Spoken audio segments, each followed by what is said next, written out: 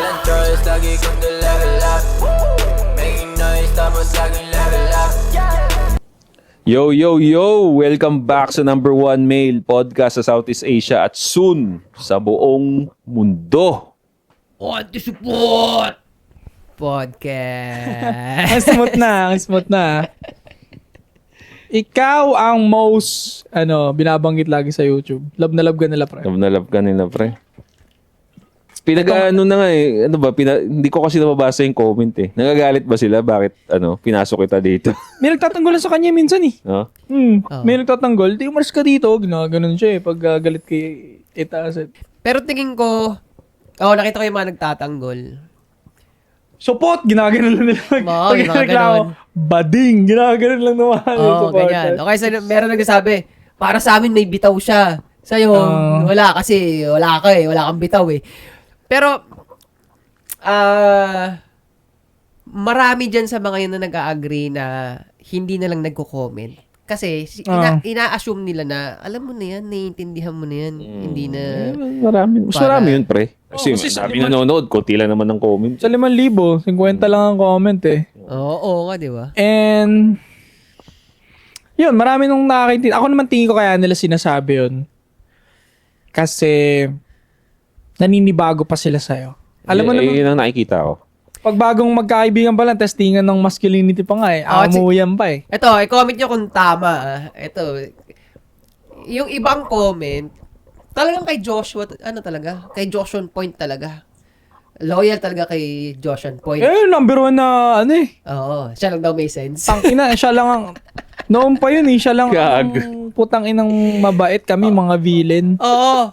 So, kay Joshua Gago. Point sila, pero hindi sa akin. Kumbaga, nayayaba. Yan nga sinabi ko kanina. Contrast pa rin. Yun ang purpose ng podcast natin eh. Different personalities, di ba? Tawag nga namin dyan dati, uncancelable eh. Oo. Pero mo, mas masakit yung sinabi niya, pero tangina kami ang sinusumpa. yung iba dyan, tingin ko, nagtitrip lang eh. Ano nga to? Batuhan ko nga ng mga insulto to. Tapos aalis na. Oo, parang ganun. Mag-iwan lang ng gano'n, tapos aalis na. So isa daw, general ng Soy Army. Ako general dyan. Hari ng hip-hop scene. Wala kang magagawa. Okay, diba may gawin ka. Wala pa rin. Diba? Magsasaka. Joshua Point para sa lahat ng social media. Kung gusto mo gamoy bad boy na may class, available yung mga perfumes natin sa TikTok shop. No? At syempre, mag-sports ka bro. Mag-sports ka. Sports tayong lahat. 8 assets sa lahat ng social media. Kung seller ka ng Shopee, Lazada, Ninja, Flash, merong drop-off hub, LV Trading, LV dyan Trading. sa Better Living Paranaque. Yung. Maghanap ka pa ba ng iba? Kung taga Paranaque, ano na lang, sel. Mas safe Better pa. living. Yeah, hindi basag, hindi hollow blocks. Ang marireceive din nyo talagang garantisado. Hindi binubuksan. Hindi Mga pinapakita. rider. Yes. At kung gusto mo magpagupit, kung magpagwapo ng buhok, may tropa ako dyan na nagtayo, pare. Oo, saan yun? Diyan sa Sleek and Dapper sa President Ab, tapat ng Ride Up Manila. Bisitahin nyo. Ang ganda ng barbershop Ganda nila. nga ang gupit mo, pantay na pantay. Oh, di ba? Sa kanila to galing. Pati Wala beard pa shop. akong gupit eh. Usually sabay tayo nagpapagupit eh. No? Ngayon wala akong gupit kaya nakakapa ako ngayon. Clue, pag nakakap to, hindi pa nagpagupit. Robert Downey Jr. ginawa sa akin, no, balbas. Kaya pala pre malinis yung pagkakatabos nung Iron Man yung par, di ba? Sa Sleek and Dapper yan. Tulungan natin yung friend natin na mag-boom sana yung negosyo niya. Sana. Kamila, Agree ba kayo doon pre na pagdating din sa haircut eh, pagkatapos mo magpagupit, ang sarap din sa pakiramdam? Oo. Totoo naman. Pag nakuha mo yung gupit na gusto mo. Oo, ayun pala no. Pero pag di mo nakuha yung gupit, di ka rin mapakali, ginaganon-ganon mo yung buhok mo. Kaya dapat, pumili talaga sila ng mga barbero na katulad sa...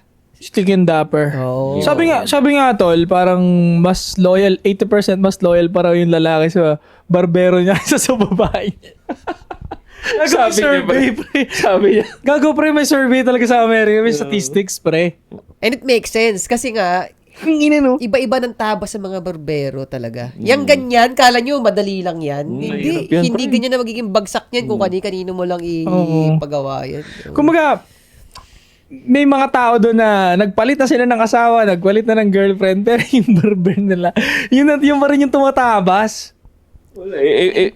Kung doon sila nakakaramdam ng appreciation, yun yung parang nagbibigay sa kanila ng good feeling. Bakit mo maalisin? Oo nga, no? Yeah. Kasi ako nga iniisip ko talagang maabot ko na yung pera na gusto ko. Talagang kukuha ko ng in-house na barbero eh. Oh. Kasi nakakapagpaganda talaga sila ng pakiramdam. Yung marunong magmasahe ng konti, di ba? Tapos maayos yung gupit mo. Totoo. Ayos. Offer sila ng ganun, di ba? Oo, lahat. May emperor nga tinatawag, emperor set. Gagawin kang hari. Sarap. Emperor set, lahat yun. Lahat ng experiences na sobrang solid, sarap. Sarap. Gusto ko yung ganung mga gupit, yung may konting ano muna, gagano na yun. Bababa na yung upuan mo. Okay, sir, relax ka na. Yun ang muna nga chill eh. Napapanood ko nga yung ASMR yun. Pinapanood ko sa TikTok yung mga ganun eh. Yung mga yung pang-India. minamasahe. Oh, yan yung makukulit India. yung sinasapok-sapok pala. Hindi ko naman trip yun. Tangina, gusto ko mag-relax eh. Pero mo doon yung laway, di ba? Tangina. Sunto. Gumagano yung ulo, no? Susuntukin ko talaga yun eh. Tangina. Pag dumating yung time na pwede kayang dumating ang ASP sa India? Tourist tayo, pre. Gandang trip yun. Trip lang. Kung sino unang mata eh sa street Mag-street food. food challenge tayo. Oo. Tainang yun. Hintagay natin yun, pre. Masaya yun. Masaya Tangina. yung challenge yun. Tapos Gagawin may kinakaw-kaw hanggang dito. Oo. Tapos susubo sa bunganga mo. tawa ko doon kay Insan eh. Sino yun si Insan? Oh. Yung, nakalimutan ko. Mr. Nobody. Si Mr. Nobody. Nakakatawa yan. Megus mo na yan. Grabe naman yung Insan na yan. Siya rin mismo nagsasabi na hindi masyadong okay dun eh. Oo, sabi niya. Ayaw nga niya bumalik dun eh. Oo. Tignan mo naman, pre. Pero, may part daw talaga eh. Ito, in defense naman sa India, may part daw doon na ibang-iba yung pagtrato sa street food. Kaya siguro yung mga nakikita lang natin, ito yung... Pero kasi, hindi mo rin masabi dahil dito nga sa atin, punta ka sa kasulok-sulukan ng Manila. Hindi naman ganun kababoy mag-handle ng Hindi, malinis pa rin. Malinis pa rin. Pinoy. Kahit nga kwek-kwek lang eh. Kita mo, yung guantes nila, Naka-gloves pa. wala silang pambiling gloves eh, actually, Josh. Anong ginagamit nila? Plastic lang. Yun. Oo, Nabalot tama, yun nila. nga. Di nila straight kinakamay din ng mga cucumber and di ba? Oo, tsaka yun nga, sabi mo, kwek-kwek, kinukutsara pa rin nila, tapos lalagyan nila sa mantika. Eh, dun putangin dun sa hindi, talagang kamay pa rin eh. Tapos makikita mo, kakaamot ng ganito. Kilikili, ipitin yung pudding. Tangin na ginagano yung pudding, di ba? Pero isang experience ko sa mga street food yan, kasi kailangan ko itong isama kasi ebidensya to na mas malinis pa rin ng street food dito kaysa sa Di India. hamak. Yamak. So, merong tubig na doon nakasawsaw yung sandok niya. Kasi para pag kinuha, di ba, parang clear yung sandok. Di ba, gano'n. O, kumakain ako ng fishball, may mga sausawan. Hindi ko napansin, doon pala ako sumausaw doon sa tubig na...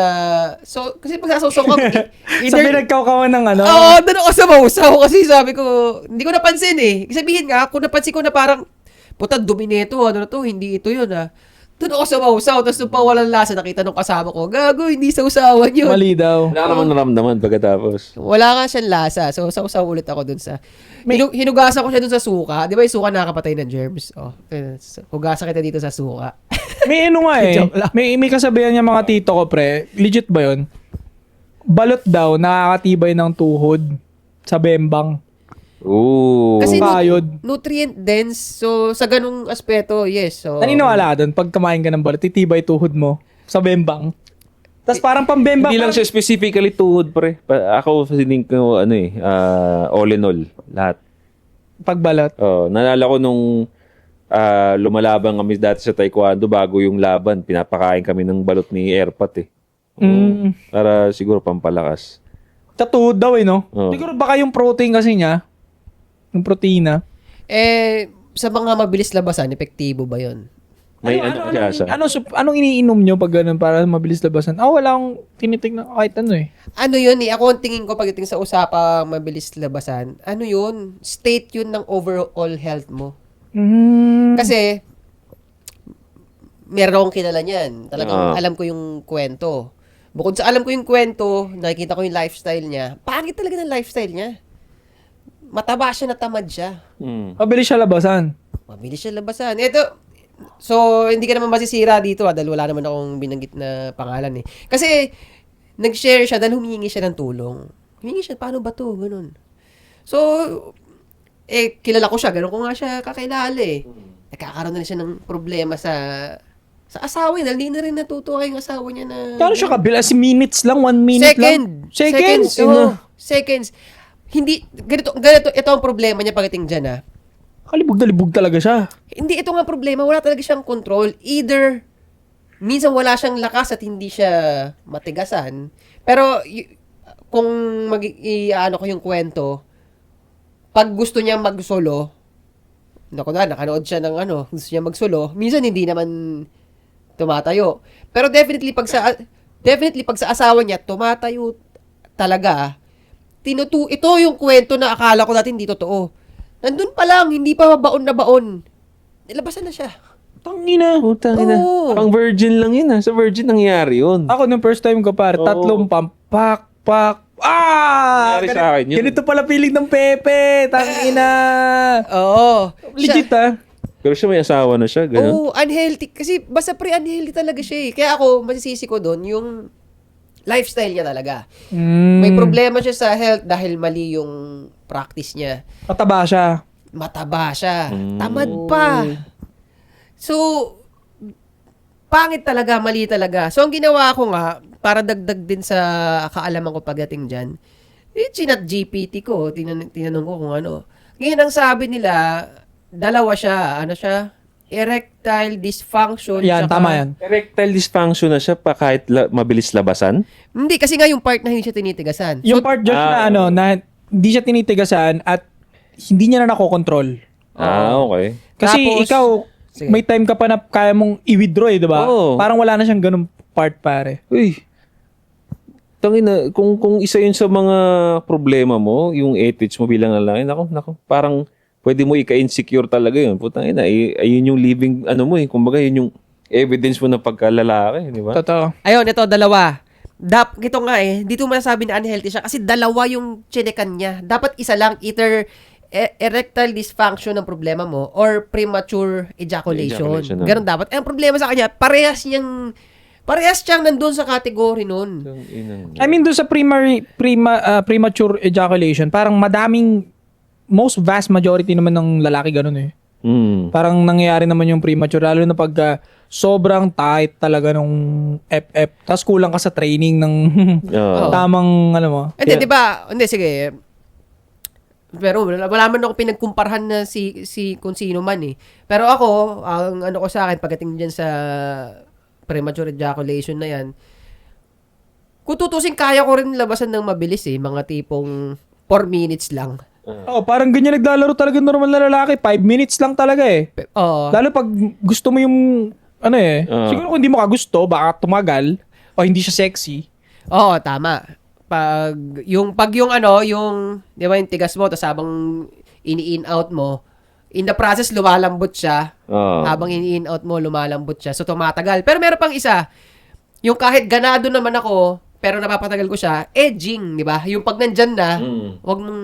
Stop ka muna. Stop ka muna. May pahingang session, may foreplay session. Ako ginagawa ko doon, change position para hindi mahalata. Yan. Oo. O, yan. Pero ako, inaano ko talaga. Teka lang Or, hindi naman lang magsasabi. Alam na nila yun. Oo, Lalo alam pag ka. matagal ka nang Alam kilala ka. o matagal na may kabembang na... Oo. Minsan kasi sinasabi ko, teka lang. Hindi talaga siya, di talaga. Oo, sige. Oo. Sumabog, natapos. Pero, so yun nga, in a way, nakokontrol ko pa rin yun sa akin. Yeah, control mo eh. Alam mo aware ka eh. No, wala ako dun sa category na 30 seconds. Yari na. Ako alam ko kung paano pag-respond para wag. Tapos, tinignan ko rin kung anong mga pwedeng solusyon. Meron silang tinatawag na Kegel exercise. Ano yun, par? Ano yung Kegel? Ano siya? Ganito siya. I-identify mo yung muscle. Para ma-identify mo yung muscle na yon. No, kasi Kegel exercise eh. Sabihin, mag-exercise ka ng muscle. Tingin ko parang mahina yung hips ng lalaki. Kasi tingin ko nung lumakas na yung hips ko, mas tumagal din ako, mas kontrolado ako eh. Meron Wala, hindi nga siya nag-exercise talaga. Ayun nga, hips, abs, tapos yung puwet and thigh. Tingin ko dapat malakas yan eh. Yeah. Di ba nga, ito, Pati core. na meron tayong episode na hindi na-upload, pero binanggit ko nga ito na sikreto nga sa mahaba at healthy life, ang pinaka-importanting muscle na i-maintain mo, yung quads, chest, tsaka lats. Lats. Kasi yan yung mga major muscle mo. Kaya valid yung sinabi mo. Yung parte dito, nakakatulong talaga yung pagdating doon. Pero, tas yun. Kasi ano bang tite? Muscle yan eh. Exactly. Part pa rin siya ng muscle ng katawan mo eh. And yung pagtigas niyan, kaya nagkakaproblema yung mataba mong tropa, kasi yung blood niya sa katawan, hindi naman maayos eh. Wala, hindi na makaka-circulate eh. Correct. Hindi na circulate na mabuti. Correct. Kaya yung mga, Connecta talaga yan. kaya yung mga payat na may maayos na pagkapayat at muscle, pansin mo wala silang problema sa mga ganyang shit. Wala. So, yung sa Kegel exercise, para pagawa mo siya at para ma-identify mo kung ano yun, umihi ka. Tapos midstream nung pag-ihi mo, hindi pa patapos. Pipigilan mo. Pigilan mo. Tandaan mo kung ano yung ginamit mong muscle doon. Yun yun. Yun yun. I see. So, pag alam mo na siya, i-trigger mo yun ng i-trigger, nakakatulong daw yun para sa ganong problema. Pero masama din magganon ng ihi ah. Hindi. So, i-identify mo lang. Hindi mo practice gagawin lang. ugali. Kasi kung lagiin mo, gago, patay ka dyan. Baka Bato. Infection. Oo, Mag-infection Yun, yun. oo. Pero nag-gets ko yun, yung ganong exercise nga. Oo, Kegel exercise ang tawag sa kanya. Kasi may mga time na kunyari, sabay kayo ng ESME mo maligo, ganyan. Iihi muna ako dun sa bowl. Ipigilan kong ganyan, tapos iiyan ko siya. Pero isa ring tip sa inyo, gago. Pero isa ring tip sa inyo dyan, mga psycho, na para tumagal din sa bakbakan, umihi muna kayo bago kayo may pagbakbakan. Oo. Isang factor din yung pare, pag yung masyado ka maraming inback na urine, mabilis ka lalabasan talaga. So, simutin nyo muna yan, iwas abala din, baka kalagitna, mahihi ka, mabibitin lang siya. Diba? Ihi mo na ako, mabibitin lang din yung babae, diba? So, umihi ka muna, and make sure na may maayos kang tulog, exercise, maganda yung pagkapayat mo. Banat. Pero ito pre, based on my experience lang din baka nabasa ko rin to, na napatotohanan ko rin based on na-research ko na minsan pag kulang ako sa tulog, mas mas libog ako. Hanapin niyo yun. May research yun. Kumbaga negative siya pagdating sa, nung nabasa ko, negative yung perspective niya doon kasi nga sabi, pagka masyado kang sa last mo, libog ka, baka kulang ka nga sa tulog. So health related din siya. Ganyan din ako, pre. Pero nung sa akin parang nakita ko siya as positive kasi nga may mga time na yun nga kulang ako sa tulog pero pag may date ganado ako kasi nga libog ako nung mga panahon na yun. So hindi pumapasok yung bagay, wala akong problema pagdating sa palibugin yung sarili ko pag kulang ako sa tulog. So, ikaw, ngayon, bagong-bago sa akin to na may kaparehas ako. Pag halimbawa, 4 na oras lang tulog ko, madali akong tamaan ng libog. Pero pag kumpleto, nakakalimutan ko nga siya eh. Pag ang sarap ng tulog ko at kumpleto, solid na 8 hours, nakakalimutan ko yung libog. Pero pag 4 hours, parang paggising pa lang, Kaya nga, libog ka na mapapahagod ka na sa, Yun nga, based nga sa research, negative nga siya. Parang health-related siya. Kunyari, pag, in terms of controlling your lust, information to na, yun, baka kulang ka sa tulog. Di ba kung naisip mo, Boss Josh, bakit laging ganito? Nag-workout naman ako, pero lagi akong libog. Ay, di ba ka... Yun nga yun tol eh. Pagka nag-workout ka, alam ko mas mataas testosterone mo, kaya mas madalas katigasan. Oo. Totoo rin. Pero ang sabi kasi nila, so ang testosterone, both siya eh.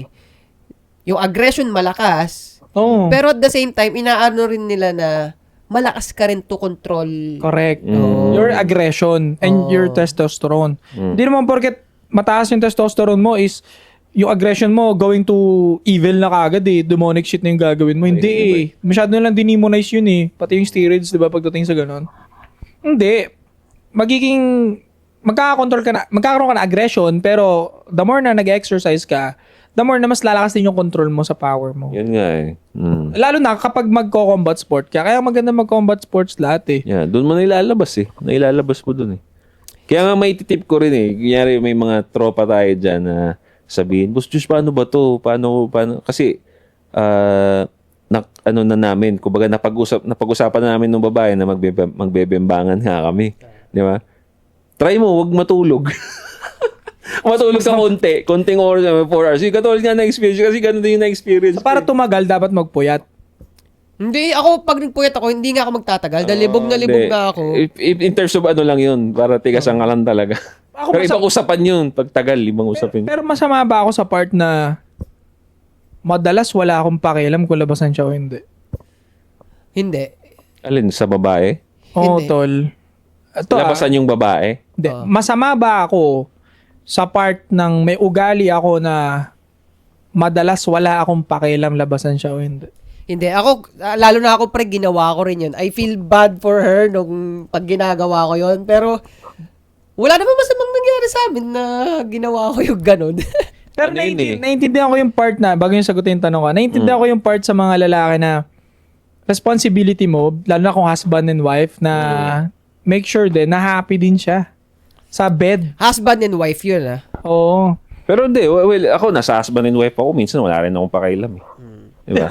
Importante ako lang din eh. Minsan may selfish ba yun pagka ganun? Sa, ano eh, para sa akin kasi, ano eh, yung paglabasan yung babae, parang in my perspective, para siyang extra service sa kanila. Gets ko. Gets. Extra service ko na lang sa kanila yon. Kasi, ano yun eh, ang kailangan nating tanggapin pare, mas mahirap talaga silang labasan. Matinding effort ang gagawin mo pre. Alam din nila yan. Eto. Oo.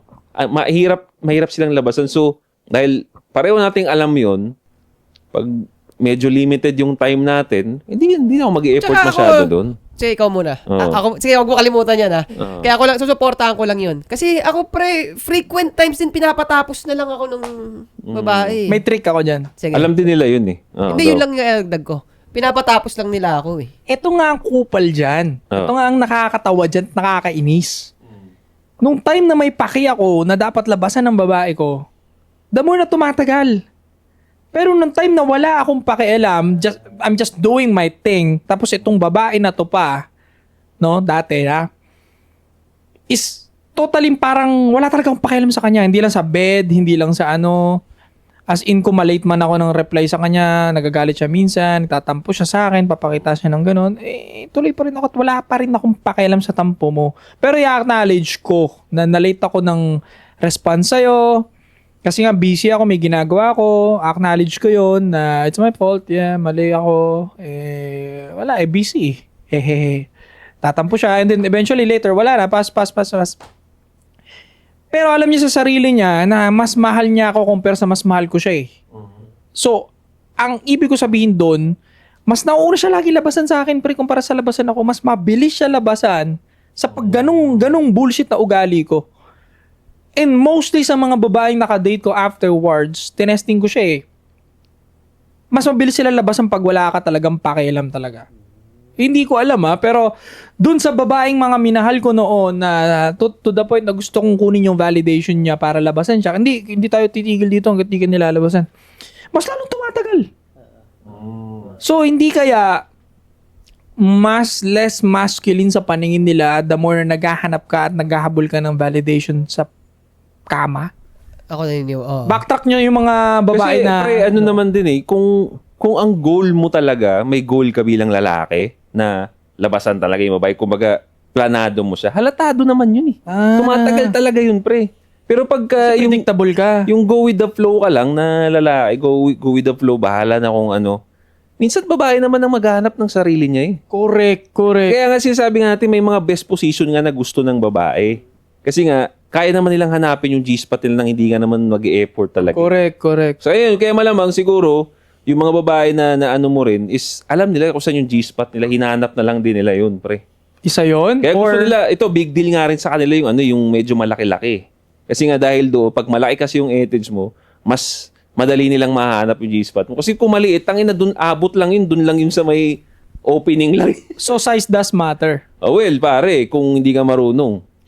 Hindi ka marunong. Kasi ang tip ko nga lagi, bro, pag yung size mo maliit, hindi mo talaga madadaan sa etits yun. Dadaanin mo sa dila yun. Dadaanin mo sa ibang parte. Well, ibang usapan naman yun. But, Kaya nga huwag kayong magpataba. Kasi mostly talaga ng mga may maliliit na Issue. etits, pre, talagang putang ina matatabang tao eh. totoo naman, pre. Totoo naman. So, kaya nga sinasabi ko lagi sa mga lalaki, para hindi mabawasan yung performance nyo sa kama, huwag kayong magpalaki magpataba ng sobrang obese na obese. Hindi na, Pre, baka hindi na kayo magkita ng titi mo. May nakita ako, old video siya. Sa TikTok nakita ko. Ay, hindi pwede sa TikTok. Yung sa YouTube nakita ko. Hindi pare. What the fuck? Hindi pre, sa YouTube. What the fuck? May show. Hindi, hanapin nyo. Show. Show siya pare. Mga matataba. Talk show yun na. Nakakagulat nga pre. Talk show. Pinapakita nila yung edits nila kasi matataba sa ulo. Tapos pinapakita nila yung edits nila. May talk show pre. Hindi sa porn site yun. May talk show. Wala kang sinabi! Wala kang sinabi! Gago kasi inaasyo mo. Inaasyo mo kasi. Wala kang hinasyo. Tumawa lang ako. Hindi, totoo yun. Hanapin ninyo pare, may talk show sa YouTube. Pinakita nila, parang iba yung language nila eh. Pinakita nila yung matataba na wala talagang edits. Halos wala nang edits pre. Kailangan pa nilang ganunin yung chan nila oh. Ganyan ba nila yung chan nila para makita lang yung edits nila? Eh sabi ko, putang ina. Eh Will, nag-make sense. Kasi saan ba kukuha ng balat yung edits? Siyempre dun sa main mo. Totoo naman, based on biology naman yan, pare. Oo, pre. Talaga pag tumaba ka ng malaki, mababawasan talaga yung size ng Bawasan titi talaga. mo. At kaya rin nangyayari yun, bukod sa fats, yung blood flow din kasi nahihirapan sila mag-flow, pumunta doon. So, hindi rin siya ganun katigas pagka ano. So, huwag kayong magpataba talaga. Ang ina, tatawa tuloy ako. Connected pa rin siya sa Yun nga. Pero ito pre, meron naman kasi akong kinuwento ko nga sa kanya yun. Meron akong hindi naman siguro ito matatawag na erectile dysfunction, no? Kasi may mga time talaga, pre. Natin yung blame sa kababaihan naman, no? Mayroon din silang ibang ginagawa, pre, na erectile dysfunction ka talaga pagdating sa bid, eh. Oh, yung nawala ka ng mapapabilis gana, yung eh. ano mo. Ayun, meron siyang kwento. Yun nga, doon nga napasok. May kwento siya, pinabilis niya. Ako naman, may kwento ko na hindi talaga siya tumayo, pre. Alam mo kung bakit? Bakit? Kasi nga, isa sa mga way ko para ganahan ako, mag-into ako sa pagbembang. Ito, I think high school days to or college days. Meron ako nakilalang chika, bebe, no? Hindi ko na into details. Pangalan natin. No? Into details, pare. Natawa siya, kilala mo ba? Niyaya niya ako doon sa parang gathering nila mga tropa. Sabi ko, kilala ba ako niya? Hindi ako kilala. Sige lang, okay lang. Punta ka. Punta ako.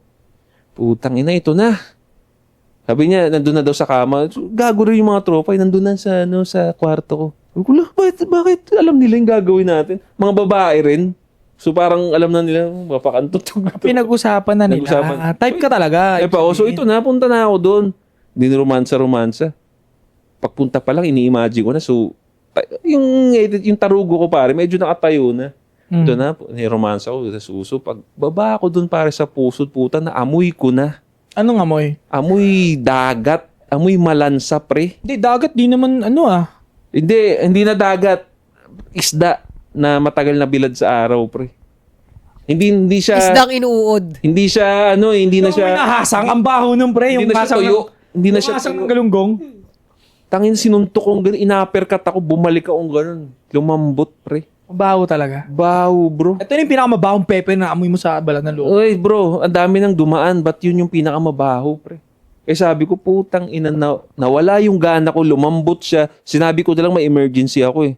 Sabi ko, kunyari, Teka, parang nag-vibrate yung cellphone ko. Naramdaman ko dun sa kama. Ginawa kong ganyan. Ay, teka, yung may emergency pala.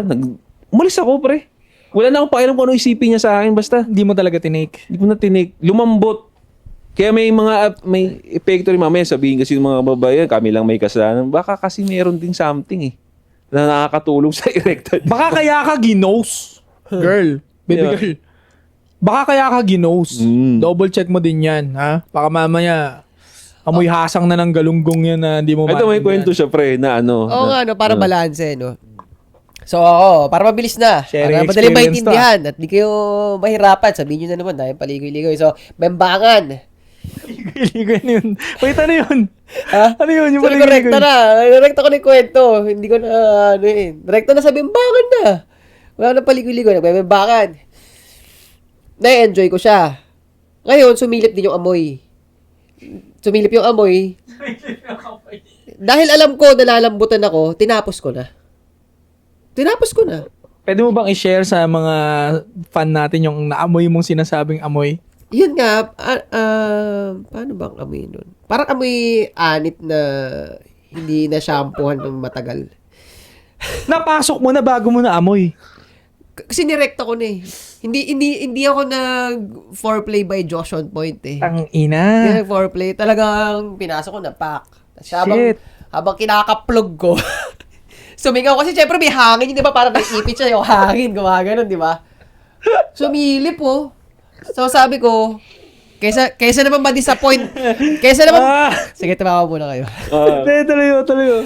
Kaysa naman ma-disappoint ka, Puta, tinuloy mo pala, pre. kasi kaysa naman ma-disappoint ka na hindi ako natapos sa'yo, kasi hindi naman ganun ka sa tingin ko sa babae na yun eh. Hindi ganun. Kumbaga, kaya ko pa siyang pagbigyan. So, tapusin ko na para ano. So, nagtanong siya, bakit ang bilis mo? Wala lang. Gusto ko na tapusin. Ang baho eh. Oh, di ba? May mga ganun eh.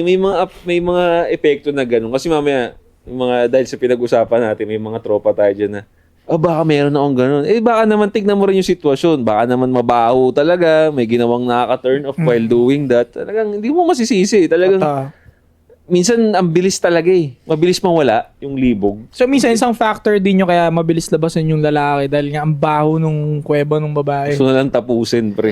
Pare, red flag sa akin yun. Yung babaeng mabaho ang hindi pre, nag-aalaga ng pempem yan o baka napuputo ka ng iba yan. Kaya bumabaho yan, pre.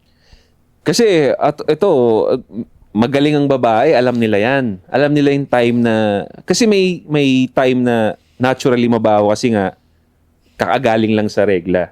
So pag ganun, alam nila yun, ayaw nila makipag-sex talaga. Ayaw nila nun. Kaya sasabihin talaga, pagka meron, minsan wag mong i-take as ayaw nila makipag-sex. Baka meron talaga at kakagaling lang nila doon, mabaho yun, ayaw nilang ma-turn off ka. So, yun na i-consider mo. So alam nila yun. Now, pagka na-benjol mo, na-bengbam mo na kahit alam nila na mabaho pa, puta na parang or akala nila okay yung oras naamoy mo mabaho. Ay puta, red flag talaga Red yun. flag pa rin yun kasi ang babae, tol, nag-CCR muna yan bago magpabembang sa'yo. Yun, Usually, ganyan ginagawa nila. Teka lang, CR lang ako. Pero ang totoo nun, checking lang yun. Hindi talaga umihi yun.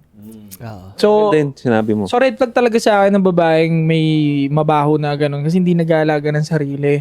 And baka mamaya magkasakit kayo. So, yung pag-aaman ni Ching na yun, I don't know, baka mamaya bata pa siya nun, 8 asset. Bata ka pa ba nun? Hindi. Huwag niyo gagayahin ha. Sobrang risky, sobrang delikado, tangina. And I'm sure pag dumating yung time na maulit-ulit yun, hindi niya na ulitin yun. Oo. Ang pinaka-the best na payo ko dyan. Tangina, sobrang risky nun. Hindi, joke lang. Wag niyo gawin yan. Ito, sa mga batang nakikinig dyan ng mga 20s, 21, una nyo gagawin, pag hindi nyo naman girlfriend yung babae or hindi nyo naman lubos na kilala, talagang one night stand lang, hindi na mapipigilan. Halimbawa, di ko sinasuggest yan pero wala na, nandiyan ka na eh. Di mo makontrol, lalaki ka lang. Daliriin nyo muna, daliri muna. Yeah, maganda yan. Go. Habang romansa, daliri lang muna para ma-check nyo yung amoy, maamoy nyo kung ano bang state nung meron yung above na yun. O kaya pindutin nyo yung puson. Pag pinindot mo ng malakas yung puson, sobrang sumigaw ng malakas yan, ibig sabihin may olots yan. O kaya, Talaga? Yun oo yun. pare, doktor na magpapatunay niyan. Yan sinasabi. May mga trauma nga tayong doktor, di ba? So pag pinindot mo ng malakas yan, yung bandang puson yan dyan, tas aray, sumigaw ng ganon, hindi na natural, yung sakit, ibig sabihin nun, may olots yan.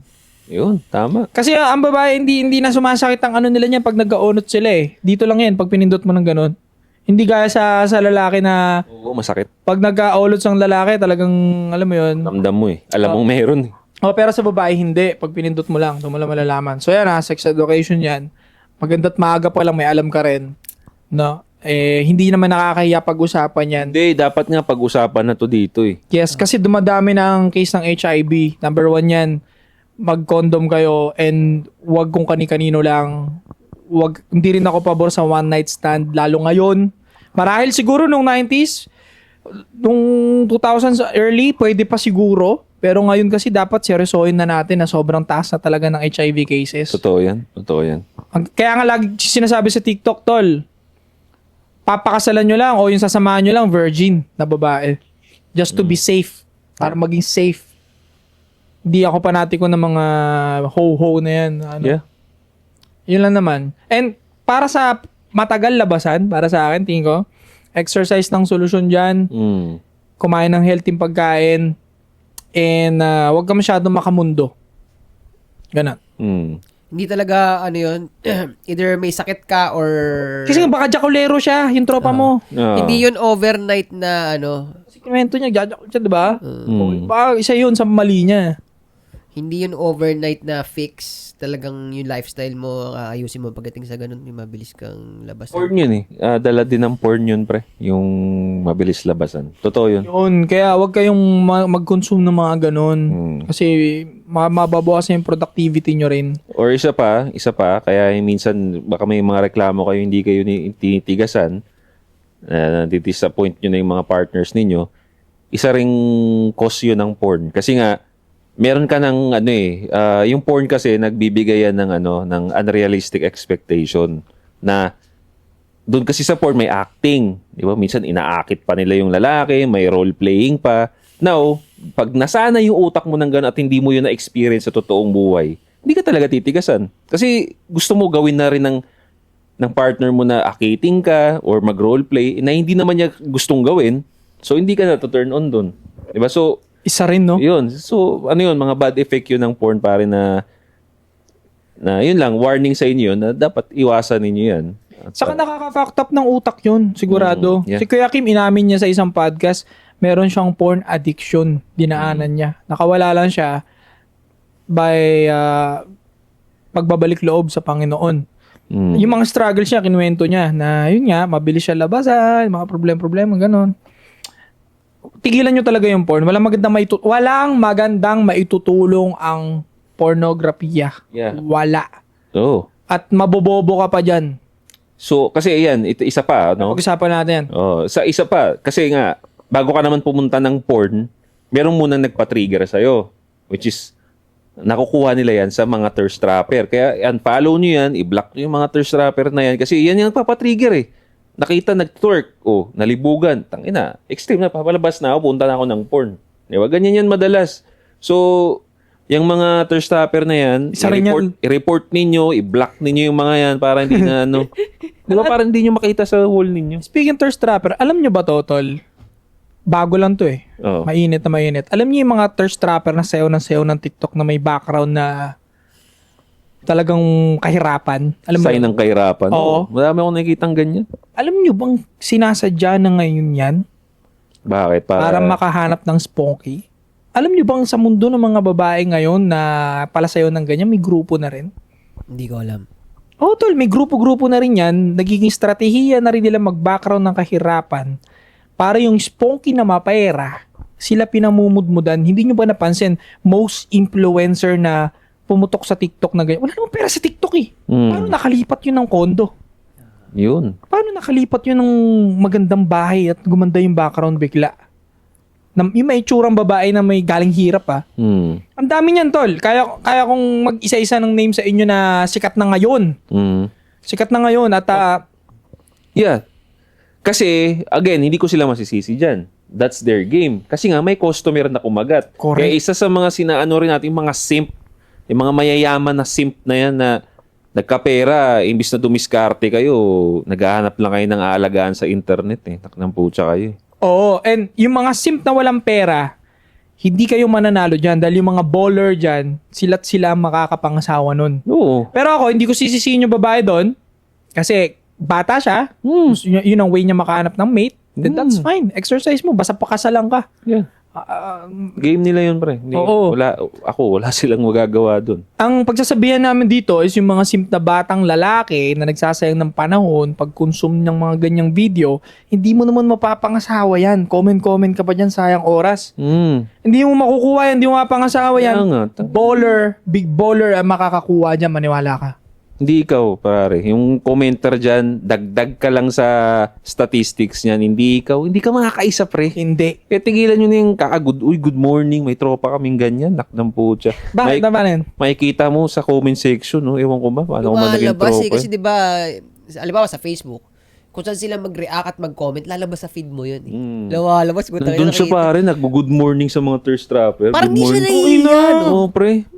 Inang yun, kaya hindi ko na pinapansin yan. Number 1 lalabas yun kasi friend kayo eh. Oo, pre, nakikita ko siya, nag-good morning. Good morning sa thirst trapper. Ano? Tapos may asawa ka na, pre, may anak ka May na. anak na siya. May anak, May asawa asawa. siya. Oo. Putak, inang klaseng Ang pangit lalaki. mo. Unstable pa yung trabaho niya. Ang Eh, pangit. kasi nga ganun siya. Kaya Pangit. siguro siya unstable.